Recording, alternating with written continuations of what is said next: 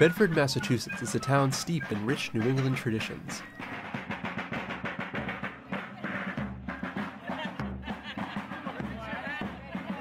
But many of its residents hail from around the globe. I was born in Barcelona, Spain. I was born in London and grew up in London. My parents were from the region of Tuscany in Italy. I was born and raised in Krugersdorp in South Africa.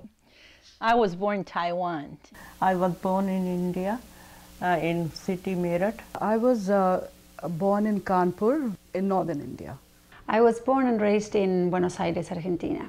I was born in the Netherlands. We lived in Indonesia for almost 7 years, and then we moved back to the Netherlands. I was born in France, and because I don't do things halfway, I was born in Paris. I was born in Boston, Massachusetts, but I was raised in Germany for the first 5 years of my life or so. My mother's German. My father is from the indigenous people of the Western Hemisphere before 1492.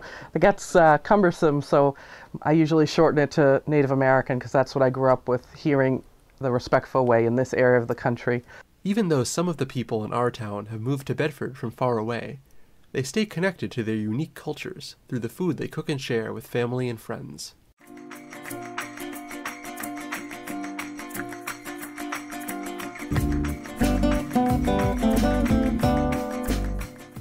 What is one of your family's most treasured food traditions? Sunday lunch was always a treasured family tradition, both growing up in my home and I know in my husband David's home. You turned up for Sunday lunch, and so too it has been in our family. And it was always a fun meal in the middle of the day, obviously lunch, and generally speaking it was the time for the roast, the pork, the beef, the lamb, and the vegetables that went with it. And then of course there was always a cooked dessert. In the case of my husband and my children, they loved their apple pies, and very often one apple pie wasn't enough. I was out in the kitchen making a couple of apple pies every morning. The conversation was always, and still is always, very interesting around our family table, but it's very much supported by the food that we're taking in, and it all goes together and makes for a very nice sort of family unity. The main cook in my family is me, so I actually arrange my work day to go to the office fairly early and get home in enough time to cook most evenings. And in fact, we make a habit of our family sitting around the table each evening, and that's our family time. And it's always around food, and often with a glass of wine, for the adults, of course. You know, meat is very integral to the South African diet, always has been, and for many years it was in fact a cheap way of feeding a large family. I'm not sure that's the case anymore. I've sort of tried to extract the cuisine that I enjoyed and grew up with and sort of integrate it in what I feed my family today. So that would include, we do a lot of what we call braaiing, which is a South African version of a barbecue. It's more like a high heat grilling technique than the slow cooked traditional barbecue, and certainly not the cookout that you have in New England, you know, with the hot dogs and hamburgers. And that would traditionally be steaks, lamb chops. We'd cook a lot of vegetables on the barbecue, toasted sandwiches, and a dish that we served a lot of, which is called sasaties, which is a South African version of a kebab or kebab. Which is a mixture of various types of meat, fish, and vegetables, normally marinated for a day or so and cooked at a high heat. So we always we really fed completely off the barbecue, if you like. So all different, whether it was an appetizer, main course, all the vegetables would generally be barbecued. My family tradition growing up is that we had Sunday dinner. That's something you have, and it's like you eat maybe like around 1 o'clock, and I just like, I've been really influenced by that, where you put like just like the beautiful tablecloth and people and come, and it's just very relaxed, and you have, you know, like a first course, and like it can be like the classic thing we ate, like if we had people over, it would be like tomato vinaigrette. So it's just a tomato salad with oil, vinegar, and shallots, and then roasted green beans and roasted potatoes and a beef with mushroom sauce, and then you have your meal, always salad after the meal.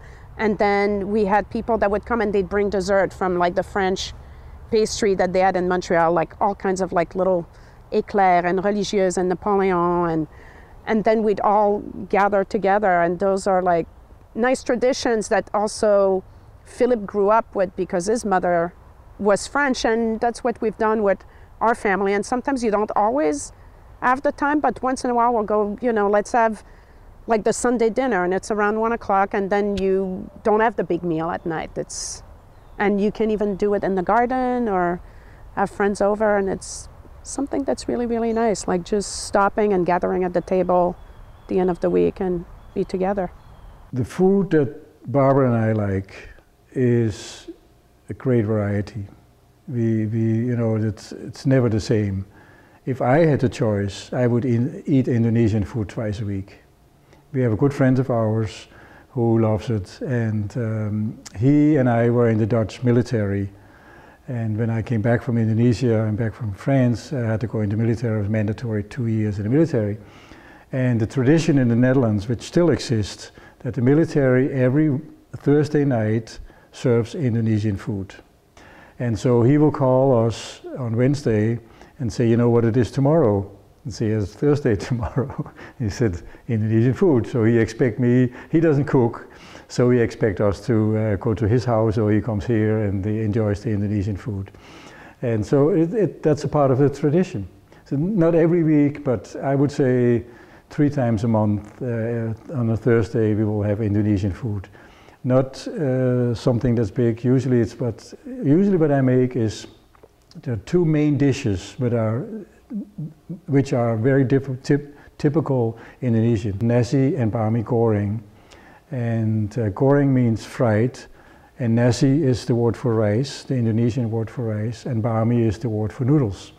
So we get either nasi goreng or we get bami goreng. And that is just a mixture. So I make all the ingredients beforehand, and then we cook the noodles or the rice. And then just before you start eating, you mix it together, mix it all so that it tastes nicely. Or sometimes you make it the day before, so the noodles really start tasting of all the herbs in there. And that's how you eat it. My parents came to the United States 50 years ago. My father was born in the province of Lucca, closer to the Mediterranean Sea. My mother was born in the province of Siena. Italian cooking is very regional. Once my mother's family moved closer to the coast, fish was a big part of the diet. In the Siena region, more central, beans are a big part of the diet. Bean soup, just beans as a side dish. My father's area would be more inclined to cooking roasts. Chestnuts are a big thing in that area. Mushrooms are a big part of that diet of Lucca. A typical Argentinian meal, which I guess it happens when you get family together. For me, growing up, it was my dad every Sunday at noon, and I remember the teenage years were a pain because we had to wake up to have lunch at home. It was either ravioli, if it was in the winter, or asado, if it was sunny outside. So he had this, we cannot call it a barbecue. It was a brick structure, it is a barbecue, but it's built in, and it's huge, it's big as this table, and with a huge grid. So you will put beef and chorizo and black sausage. Asado is barbecue beef. It's asado is the translation will be grilled. What you throw in the grill. It's barbecue. It's barbecue.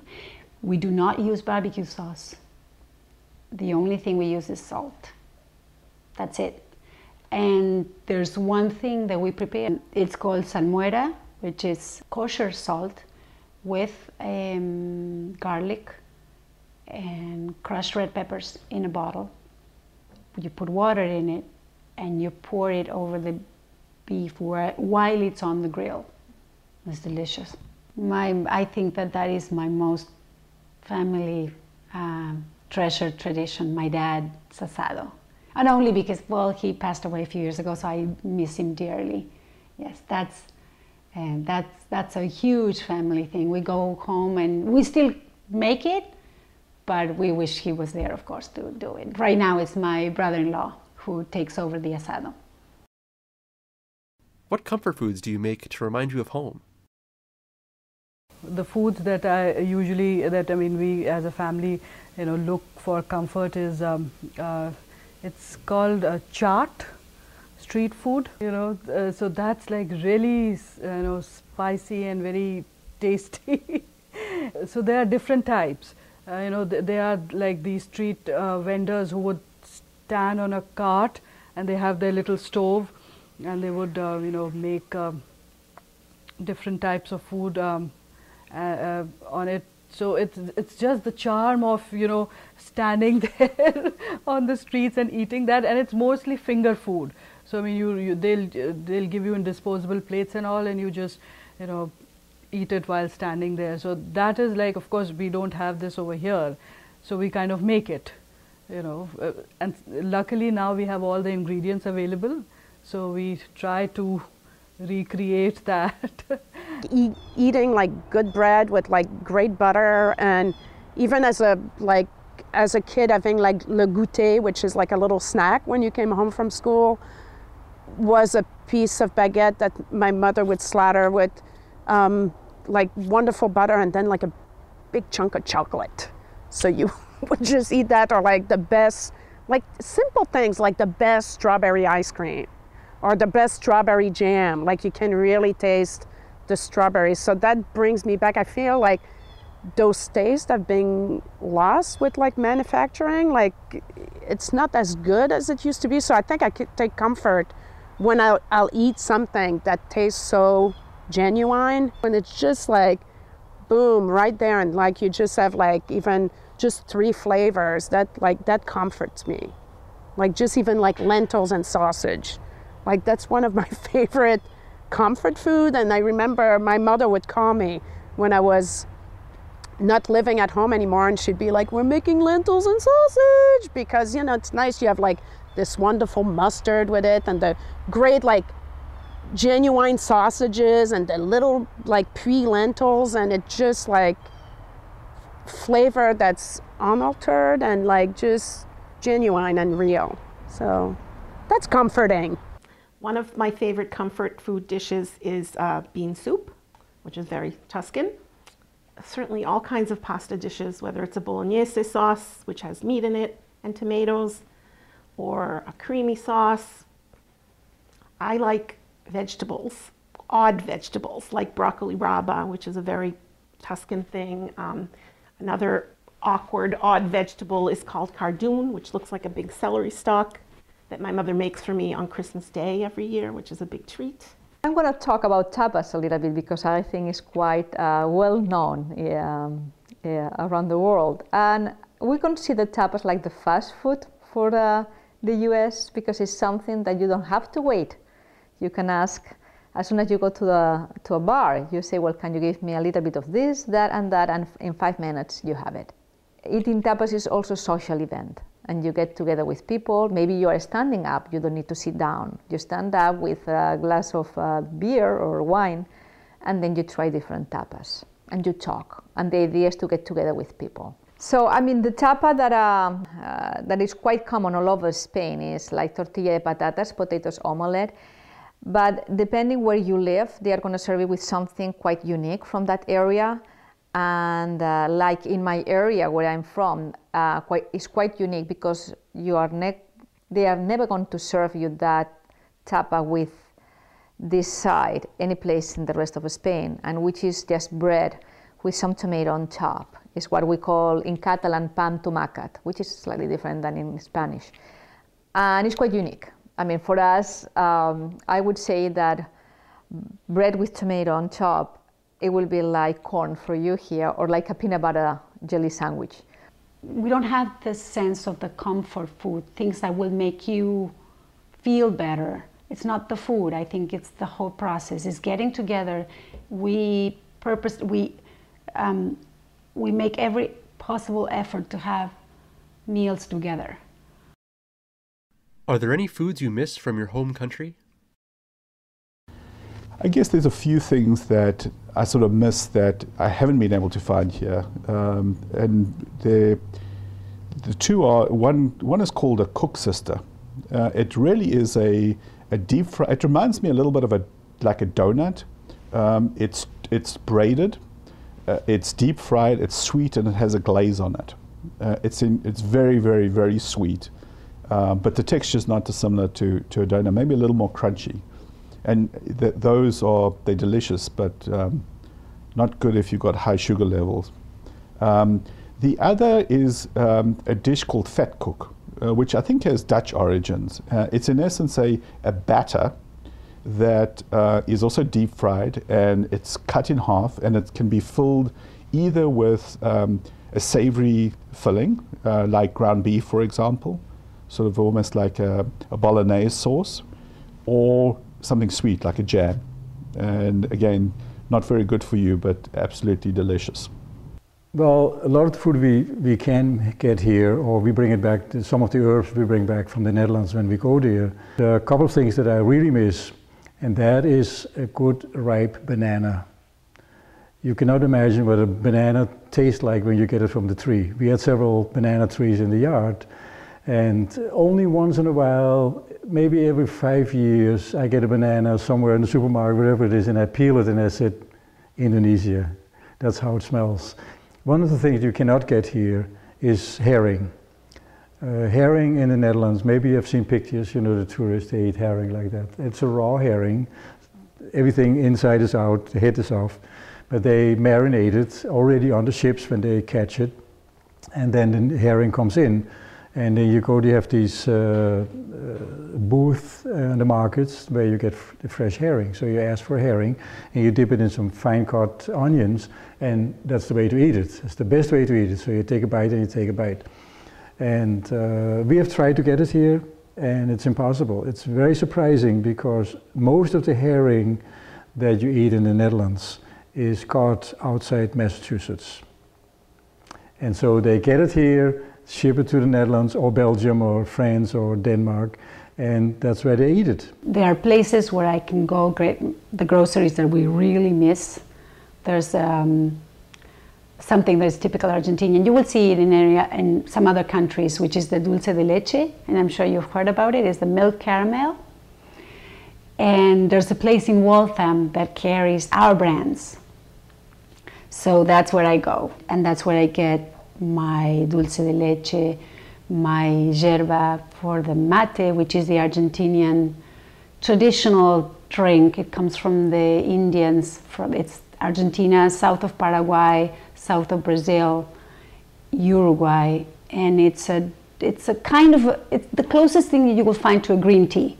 It has lots of caffeine, and we drink it out of this gourd where you put the tea leaves in there, and then it's a straw, it's a metal straw, we call it bombilla, and then you pour hot water in it, and it's just something that you would like it only when you grew up with it, otherwise it's disgusting. It's an acquired taste. I've been drinking it since I remember, for as long as I remember. Fruits, more than like what I miss, it's the flavor. It was like totally different, like oranges, the clementines, they were different. It tasted differently in India. And then mango. That was like the main, one of the most, like it was a summer fruit, and I missed it really, a lot of it. And then there were like, if you want to say something. No, same thing, fruits we missed the most. And then there are like certain desserts, like sweet, we used to call them sweet dish. You know, we miss them a lot. And some names are like gulab jamun, rasgulla, and then there were some other milk products made as desserts, so we used to miss them a lot. So gulab jamun is a product of milk, and you kind of you know, boil a lot of milk, and then once it gets reduced, you make and it has a dry consistency, you make a ball out of it, and then put it in a syrup of you know, sugar syrup, and let it boil for a little bit till the syrup like oozes inside the those balls, and you know, then you can eat it. Yeah. And it's very tasty. Yeah, and then the other thing, you know, it's called ras malai, which I mentioned. I mean, we do make it, but you know, when I came here and when you know my mother-in-law came here, it was kind of hard to make it. So that is again, you know, made out of like cottage cheese. You kind of, you know, roll it, make balls out of it, and boil it in milk, sweetened milk. And again, you know, the milk, you know, enters inside those balls, and you kind of eat it cold. So it is very one tasty. One is hot, one is cold. Gulab jamun, you eat it hot, so it is tasty, and rasgulla, rasmalai, that is cold. You eat cold, and they are very tasty. What are some of your most treasured food memories? There are a couple dishes that I always dream of. You know, my mother has been gone for almost 15 years by now. When she was alive, on the special occasion, she always cooked something called sweet, hot, and sour fish. It is a fish where she put some onion and tomato, and she will, you know, fry the fish by put them into a flour batter and then fry the fish. And it could be fish fillet, so you will have a bunch of big chunks. And then she will make this sweet and sour ingredient with onion and little pepper, a lot of tomato chopped up, and sugar, you know, and vinegar and sweet and sour taste. And then she pour over this fried fillet. Oh, it was just so wonderful. I dream of that sometimes. It was my favorite dish. Some of my favorite food memories, I must say, like most of my memories are about food and like gathering around the table. But I remember for Christmas, my father would make a French onion soup. And also what the French do, like a lot of other European, is that you don't wake up on Christmas morning, you stay for the réveillon. So you eat at night, like around 11:30 or midnight, and when you're done, that's when you open your presents. So we would have, you know, this big meal where there would be like French onion soup, there would be coquille Saint-Jacques, and then my mother would make like 20 different kinds of dessert, like clafoutis and crème renversée, and she didn't really make a bûche de Noël, which I took on a tradition of making that for my family, which I found out just like a year ago that my children hate bûche de Noël. They're like, don't make that, we hate it. It's like, oh, can you? But yeah, I think those like are, and just like I said, like my parents having people over and just gathering around the table and talking, and just even like this, like a lot of impromptu, like saying, oh, you're here, like, you know, having the neighbor run across the street and getting their lettuce, and then, oh, we've got some shrimp, and we all cook together and sit down and just hang out. There's lots of memories. However, in the summer of 2010, we all went to Italy. Parents, my brother, his family, my family. And again, I go back to the mushroom theme. We had fried mushrooms in a restaurant, which my father just loves. We talked about how he always goes mushroom hunting in New Hampshire when we're back home. We shared lots of meals where mushrooms were served. And so that was a really fun, memorable time. It was also my parents' 50th wedding anniversary.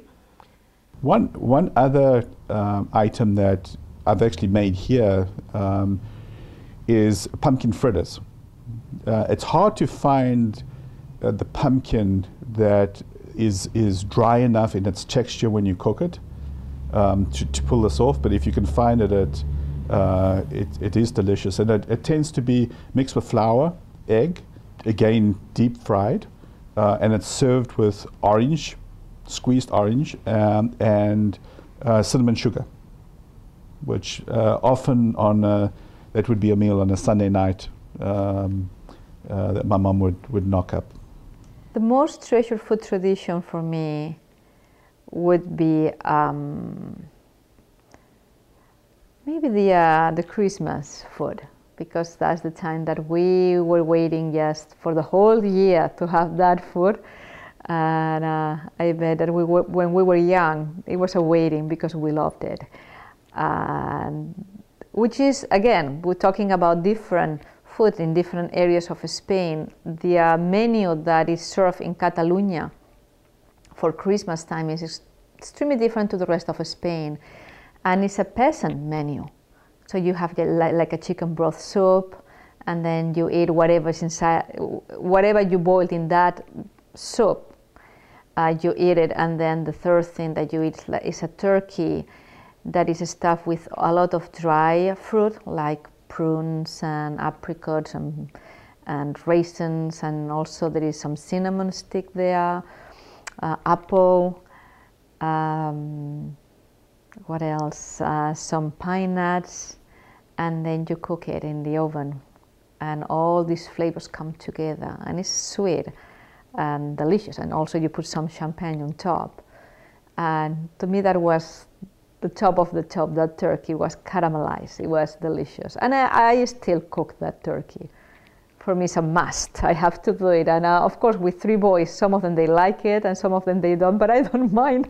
I have to do it because that brings me a lot of memories from my childhood and with my parents. Some of my favorite food memories, they're often associated with powwow because there's a piece of being there together as a community.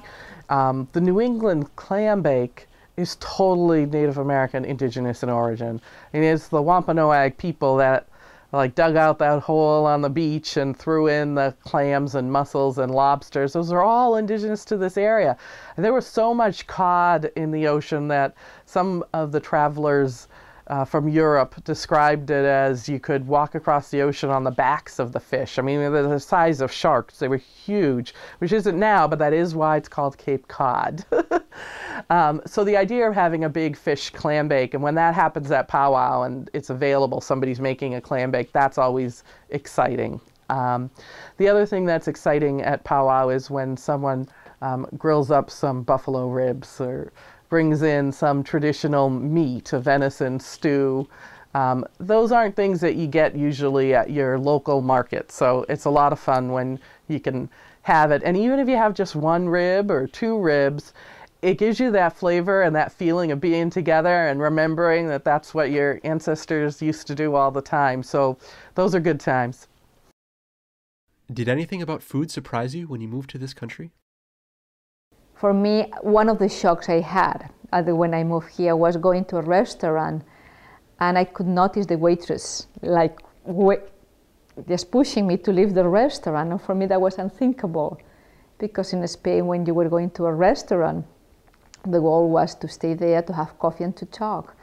And even with my children, I remember the first days when they were going to middle school and they had early release time.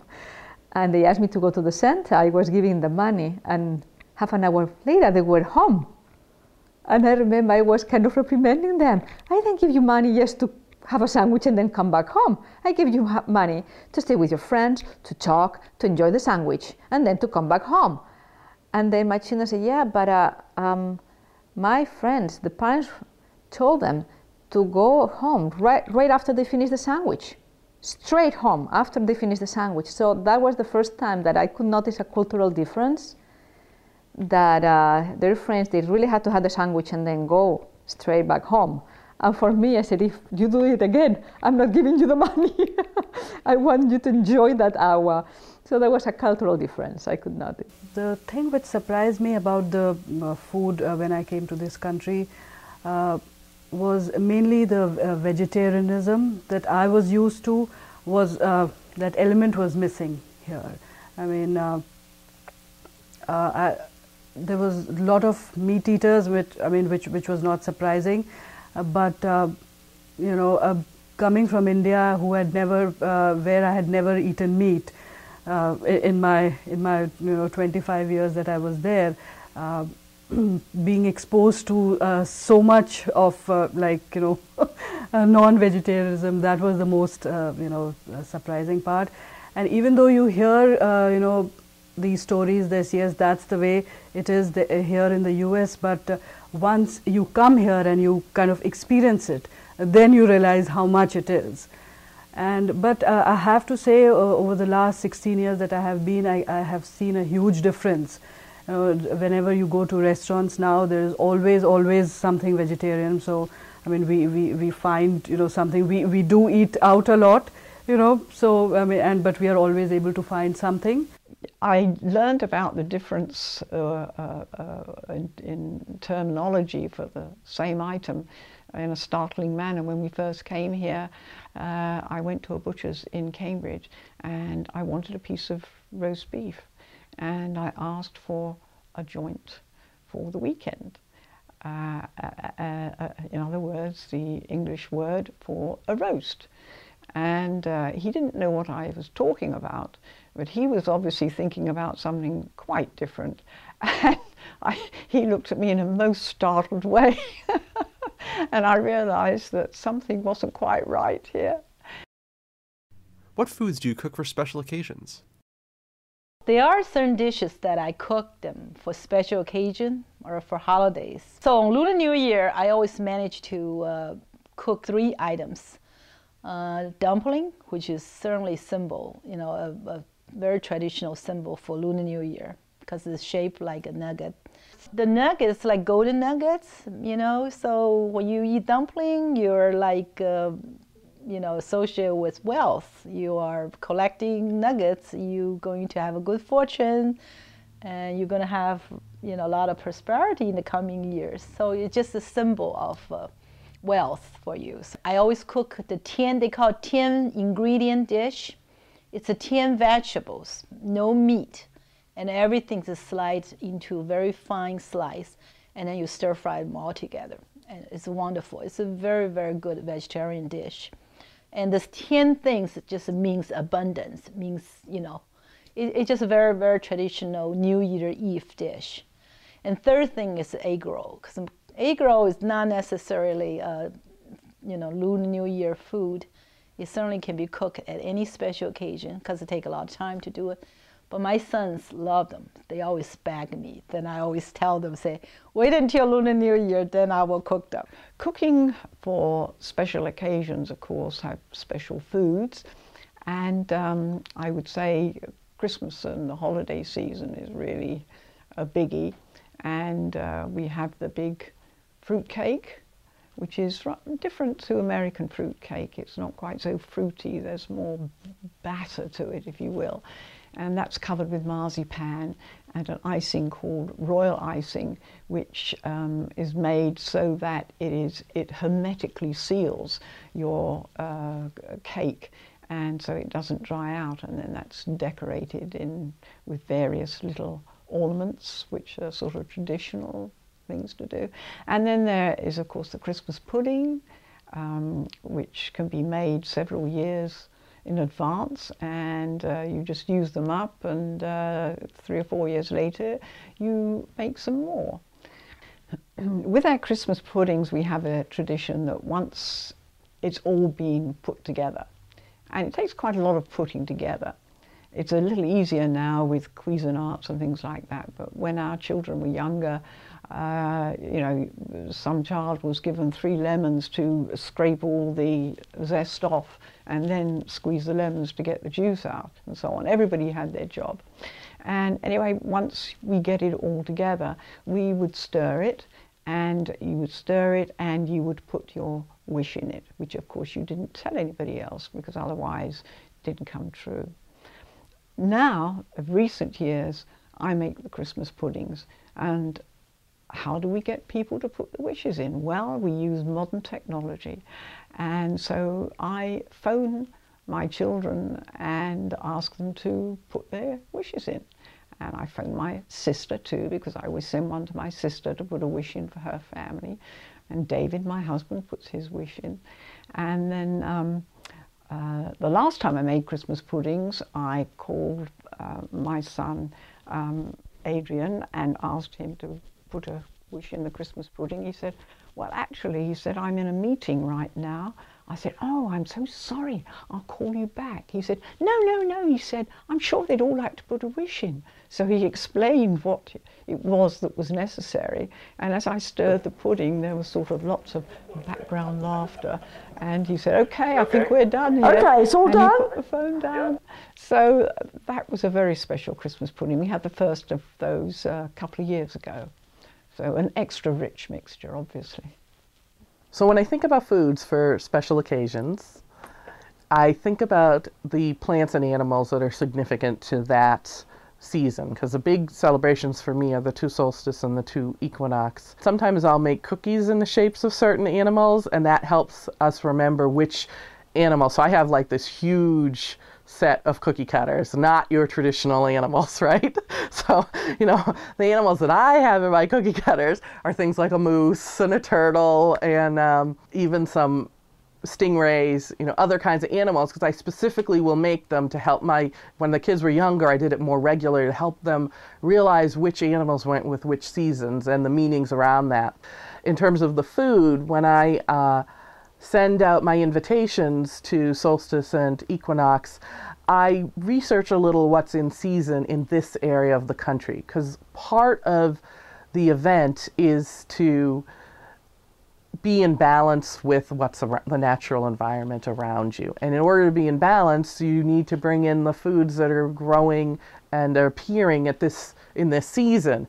And one thing that's important to me, which has to do with food sharing and building community, is to have what other folks call a potluck and I call a potlatch. Potlatch is the original word that the Northwest Pacific Coast people used to represent bringing all your surplus or bringing a whole bunch of food together and then redistributing it to get it back out to the people. And at one point it was even outlawed because all kinds of ceremonies that were connected with Native Americans, if it got Native Americans together, there was the fear that they were gonna do something wrong or create an uproar or cause some problems, which often, you know, we did because we had issues going on and were being subjugated. So there's truth in that. And yet outlawing gatherings like a potlatch or dances like the ghost dance was the only recourse that the US government had. So it was outlawed at one point. So part of it is standing up for the right to have a potlatch, which isn't outlawed now, but there's a history of it. I like doing a potlatch because you get a huge variety of everyone's interpretation of what's in season now, and it doesn't matter to me how many people come because everybody brings something, and so there's always enough food for everyone who's there. And so it's a way to build community, see new things, and have everybody involved. We have a festival we call Janmashtami. So that is a special, we make a special different kind of sweets at that time. So that is a special function there. The other one is Diwali. So that is a special function also. We make a lot of sweet at that time, a lot of desserts, food, different kind of foods, and lot of that firecrackers at that time. It is just like 4th of July here, lot of firecrackers. So that is a special occasion also. How does your community help you stay connected to your culture? Bedford is a wonderful community. And luckily that we have roughly about 80 to 100 families here. So Bedford is small enough that we can still have an organization and get a lot of people involved. Not like some other bigger town where it's just too many people and hard to organize for anything. So we always have Lunar New Year Chinese celebration, you know. If not every year, we have at least once every other year. And then we'll gather together, we'll, you know, publicize that in local newspaper and have a little flyer in the library or some, you know, bulletin board in the grocery stores.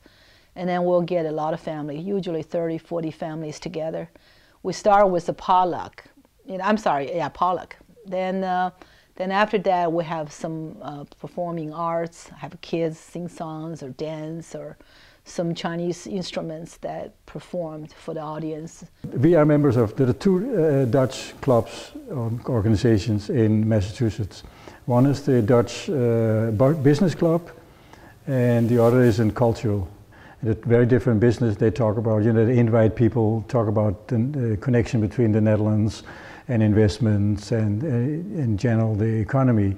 And the social club is just what it's the words. As I said, we gather, we get some food, Indonesian food or Dutch food. Dutch food is not so interesting, but some people make it anyway. And so we gather and speak Dutch, or gebroken Dutch as it calls. The spouses are very often American, so they speak English to each other. And those are nice meetings. It's the closest you get to, in this area of the country, to having a group of Native Americans together is what happens before, during, and after a powwow. It's not like other groups in this country which can go to maybe there's an embassy, a German embassy for sure in Boston, or a Swedish American society, or even the churches and synagogues that you have in your town or community. We don't have any of those standing organizations or places.